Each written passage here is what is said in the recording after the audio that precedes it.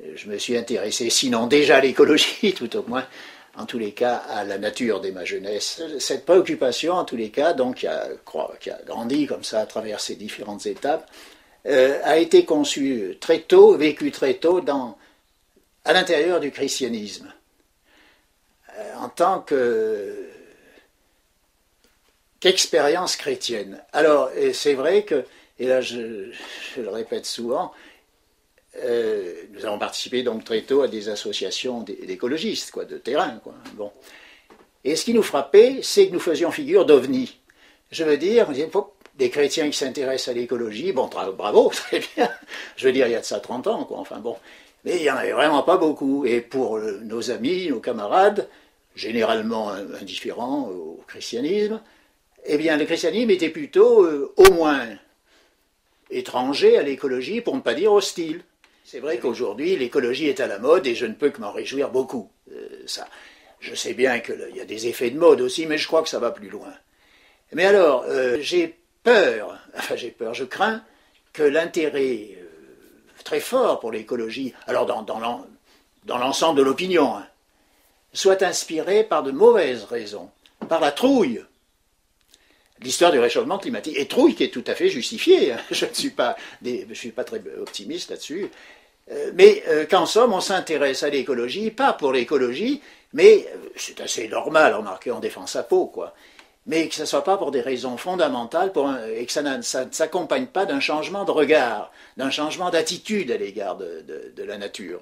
C'est ce à quoi les chrétiens doivent travailler, c'est-à-dire à ce que change non seulement certaines manières de se comporter dans l'existence quotidienne, et plus profondément certains systèmes économiques, politiques et autres. Bon, ça c'est énorme comme changement à faire, mais ce qui est encore plus énorme, et ce qui ne se dessine pas encore, c'est un changement intérieur, quoi, une conversion, quoi. La conversion au Christ comporte une conversion à l'amour du monde. Alors pas du monde pécheur, le monde, non, mais l'amour du monde, l'amour de l'œuvre de Dieu, et le souci constant de sauver le monde, d'abord dans notre intérêt, si j'ose dire, pour l'homme, quoi. Mais, j'allais dire, ensuite, et même d'abord, peut-être avant même le premier souci, dans le souci de Dieu. Comme pionniers de l'écologie, nous avons fait des erreurs. Je pense que l'erreur a été précisément de ne pas associer assez tôt une mystique chrétienne à l'écologie. Trop d'écologistes, chrétiens ou pas, en somme, s'en sont tenus à une vue, comment dire, à plat. On a envisagé l'écologie à plat et non pas dans sa profondeur. L'écologie a été trop terre à terre.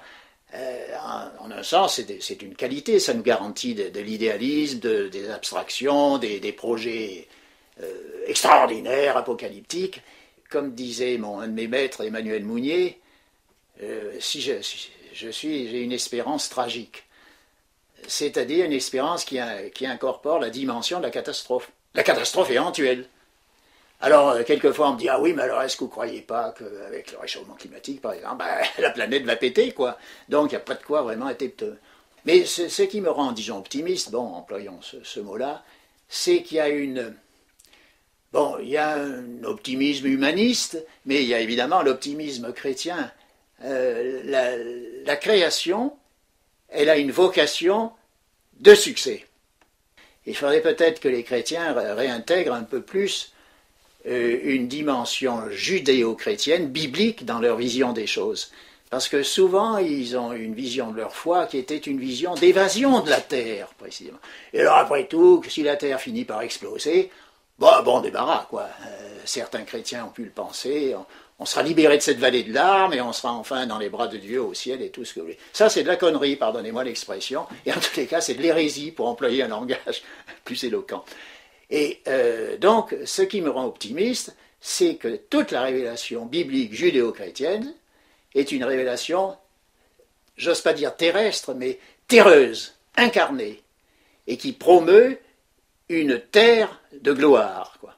Dans le cadre d'une vie individuelle comme dans le cadre d'une vie collective, les crises ont cela de bon qu'elles vous font crever ou qu'elles vous font ressusciter. Il faut tout faire, bien sûr, pour l'éviter, on ne peut plus l'éviter. Il faut tout faire pour la diminuer et puis pour la résorber, je suis d'accord. Mais précisément à condition de la prendre peut-être pas au tragique, mais en tous les cas au dramatique. Et donc de la prendre plus qu'au sérieux. Il faut vraiment que les chrétiens, parmi d'autres, développent une lutte farouche d'abord à l'intérieur d'eux-mêmes, moi-même à l'intérieur de moi, quoi, un refus, une ascèse à l'égard de la consommation. Alors je ne fais pas un appel à l'ermitage et à la vie extrêmement serrée, vive la misère, c'est très bien, ça vous prédispose à Dieu, atroce de dire ça. Mais je crois qu'il y a là un nouveau rebond de conscience à obtenir des hommes en général et des chrétiens en particulier, c'est qu'ils se convertissent à une société anti-consumériste, anti-publicitaire.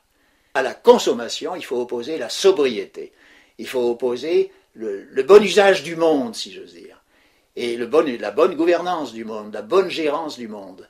Et alors, pas seulement d'ailleurs, parce qu'au fond c'est notre intérêt, quoi, on va à la catastrophe autrement, mais parce que c'est comme ça, vraiment, que l'on remplit l'attente, que l'on répond à l'attente du Créateur, à l'attente de Dieu.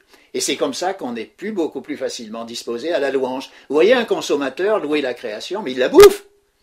Le consommateur dévore, il ne loue pas. Et c'est ça, à mon avis, qu'en tant que chrétien, je souhaite proposer à des plus jeunes que moi pour qu'ils se défoncent là-dessus, quoi.